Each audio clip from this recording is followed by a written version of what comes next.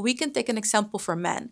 Men have no issues picking what's good for them, picking what they want. Hello, ladies, and welcome back to a brand new video. My name is Urania. I'm a feminine mindset coach, and I help women release blocks. So, in today's video, we are talking about how you can reprogram yourself for deep self love. Last week, my video did really well, and I would like to thank you all for giving that video so much love. If you didn't see it yet, definitely go and have a look. I am talking about what changes in your life the moment you truly start to love yourself. And in today's video, I would like to give you a couple of really powerful ways that you can start that reprogramming process and really make loving yourself your new normal. So let's get straight into it. For me, feminine energy and embarking on this journey had to do with me loving myself more and cultivating a deeper relationship with myself. And because I was able to tap into that energy and that love towards myself, I noticed the other relationship in my life also improved. And that made me realize that the first person we truly need to love is ourselves, because we cannot love someone else if we don't love ourselves. Number one is to put yourself first. Since we were younger, many women we were taught to prioritize other people, prioritize what they need, what they want, above prioritizing ourselves. And I'm going to go a little bit deeper into this, but before I give my examples, I do want to say that there is a difference. Because if you have children, yes, they are a priority. Children did not ask to come to this earth. We put them on this earth, so they are our priority. And even if you have children, I also think it's important for a woman to prioritize herself first, because your children will only benefit from a mother who is rested and who is happy and who feels fulfilled. Okay, that being said, with this point, I specifically mean you need to prioritize yourself as the number one adult in your life, not your parents, not your partner, not your best friend, not your siblings, not your grandfather or grandmother. You are the only adult that should be number one in your life. And I will explain to you why. If we constantly keep in mind what all these other people need and want, and we put ourselves on number two, we are teaching ourself, our subconscious, and with that, our inner child, that we are not as important.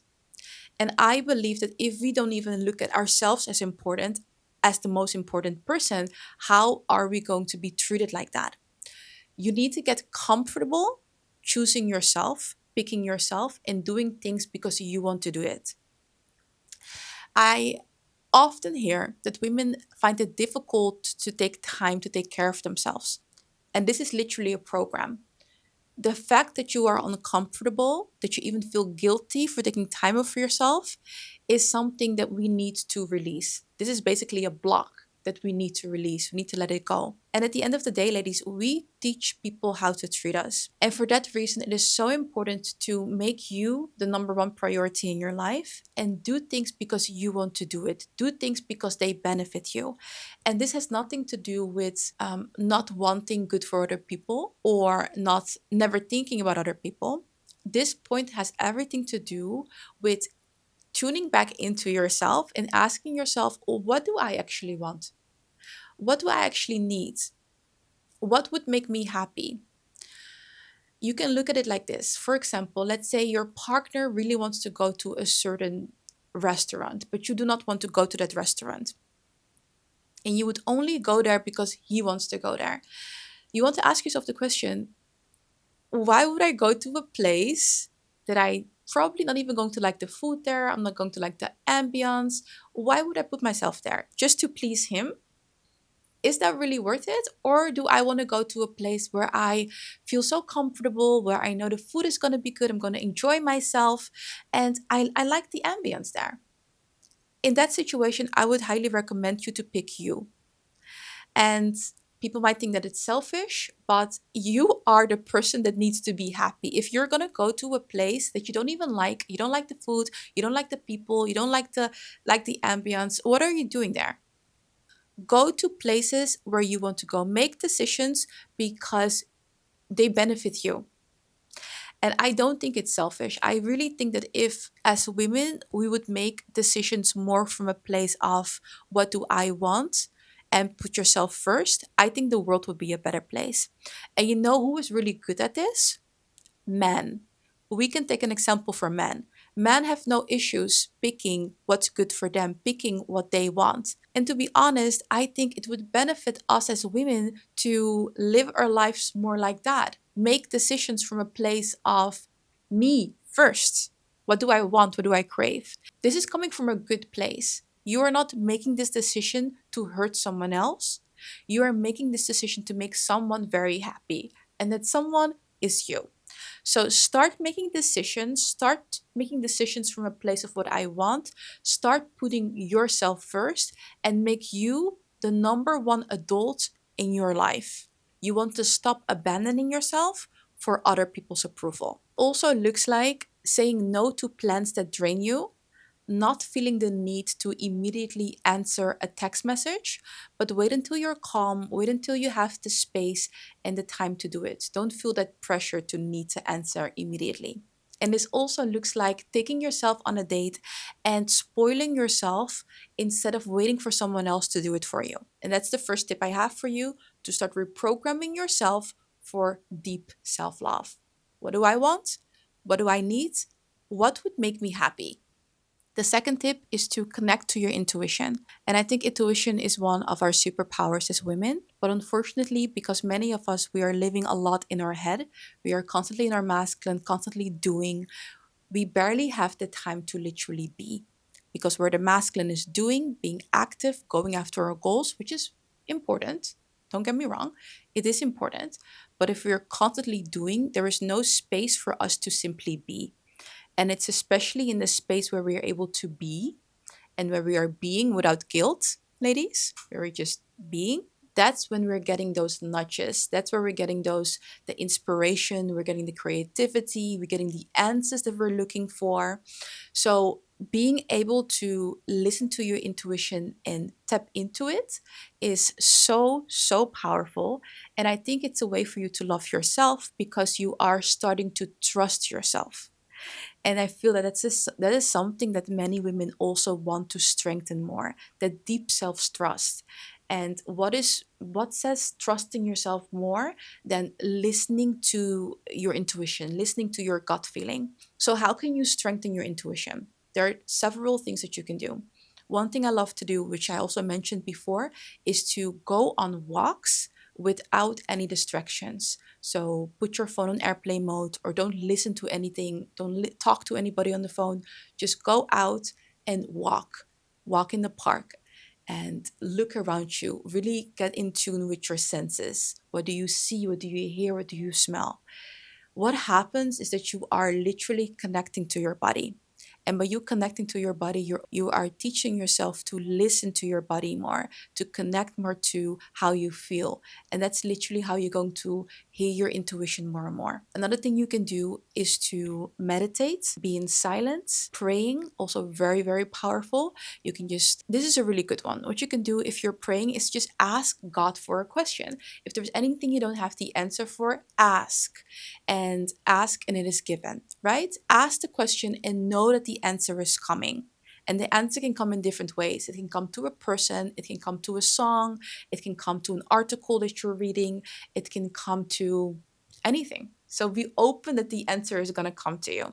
Also, a really beautiful way. And I would also say journaling, literally writing out what you're feeling. Get all of your thoughts and your feelings out on paper. This is also a beautiful way for you to start listening to your intuition, get in tune with it because you are getting in tune with yourself. And yeah, I think that is beautiful. So number 2 is for you to listen to your intuition, connect with your intuition and strengthen it. And when your intuition comes and you're getting that nudge, listen to it. Don't ignore it. Don't think it's not logical for me to do this. Well, our intuition is not logical. That's our head. That's our masculine. Number 3, detach from what is not yours. One of the most beautiful and powerful feminine mindset shifts is realizing that not every opinion, every emotion, or every reaction belongs to you. And this is pure mindset work. Every time you are replaying someone's words, over analyzing someone's silence, or try to understand why they did a certain thing, you are giving away your power. You strengthen your feminine by making your thoughts, especially your main thoughts, about you and not about other people. You are not responsible for how another adult is feeling or what they are thinking. If what you said or did does not come from a bad place, your intentions were not ill, then how they feel about that thing is not your responsibility. You really have to start practicing detaching. And this is something I see with many women, and I have had issues with this as well. I could go over analyze if I said the wrong thing, if the way that I said it, the tone was maybe too hard, or if I should have not said something at all. I could be in my head over and over and over again, literally for hours, if not days, replaying that same thing. Now I can look at this and I can say that is actually ridiculous. Why am I repeating a scenario over and over again, feeling really bad about this? Why? Well, my intention was never wrong. And while this person probably forget all about the situation, this is not showing love towards yourself. This is actually really putting yourself down for no particular reason. That's why I really wanted to put this one in there because I recognize this in myself and I see this also with other women. If what you said or what you did was not coming from a bad place, then stop over analyzing the scenario. Stop over analyzing things, especially when 9 out of 10 that person is forgetting all about the situation. And let me give you some other examples of what this looks like. Instead of thinking, why would he say that to me? Make it, why am I triggered by this? What is this telling me? What can I learn from this? Or when someone is pulling back, stop being anxious in going after that person, but be curious towards yourself and ask yourself, what is happening here? Why do I feel the need to go after this person when this person is clearly pulling back? What is the situation telling me? What can I learn from it? And how can I take this energy and put it into myself?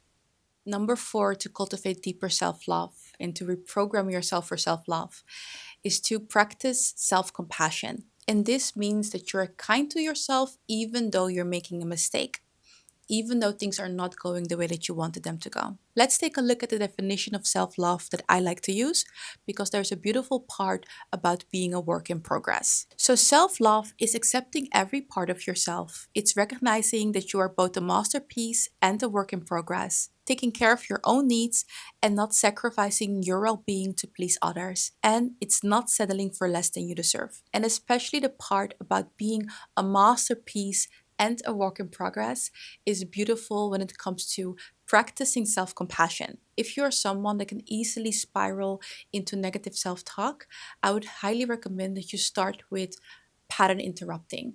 And one beautiful way that you can do this is by having a mantra or an affirmation that you can say whenever you feel you are spiraling into that negativity, the negative self talk. Immediately stop it and say something positive and have one simple yet effective affirmation. Know that repetition is key. When you are reprogramming your mind, you are reprogramming the way that you are living and you have lived for such a long time. You want to repeat it over and over again to make that a new normal. So every time you're saying something wrong, when you are now saying, instead of saying I'm stupid, you're saying I'm doing the best that I can, I'm doing the best that I can, I'm doing the best that I can, or I'm loved, I'm loved, I'm loved. Your subconscious is saying, oh, wait a minute, we are not saying those negative words anymore. We are changing it up. Okay, let me get with the program. Let me just, the next time that something bad happens, let's say that word that she always likes to say. Let's say that sentence that she constantly likes to say. And even throughout the day, say, I am loved, I am loved, I am loved. When you're standing in the line to pay for your groceries, I am loved. When you're driving and you're driving on your way home, I am loved. Keep reprogramming yourself with you are loved. You are important. You matter. Keep saying these things to yourself. Start the process of reprogramming yourself and start to choose a different way because this is truly going to help you to cultivate a positive mindset. I would love to hear from you, ladies. How are you practicing self love? What is your favorite self love practice? Please share it with us in the comment section below.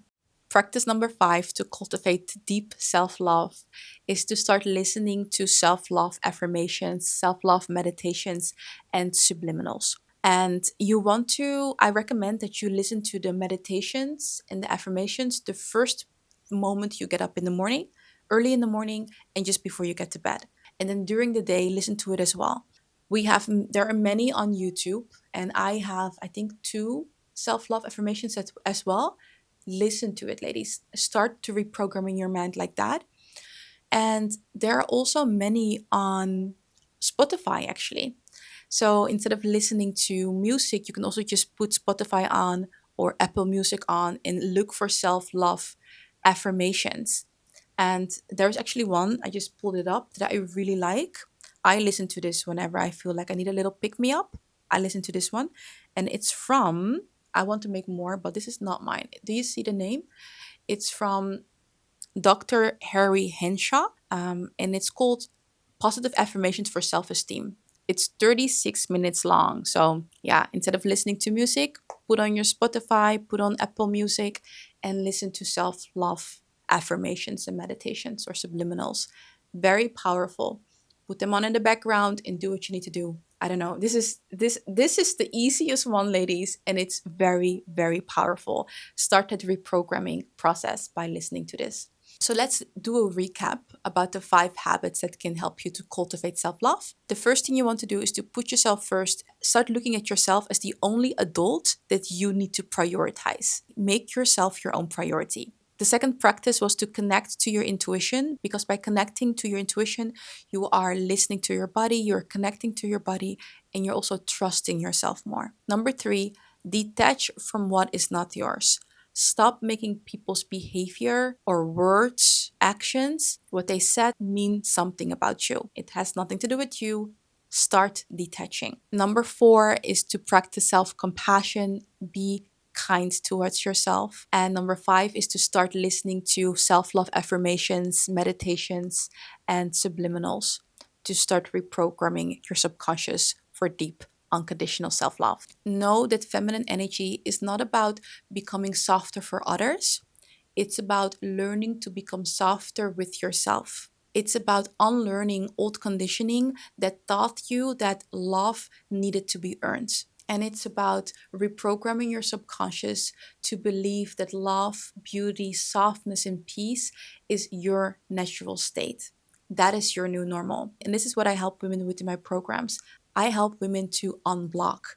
I help women to release the beliefs and the emotions that are actually holding them back. And these are often beliefs that we have carried with us since we were very young. And if you learned something about love when you were 5 or 6 years old and you're now in your 30s or in your 40s, it can be difficult for you to break that pattern because that's what you know. If it's no longer serving you, you have to start reprogramming yourself and start to learn a different way. So that's what I do in my one-on-one coaching program.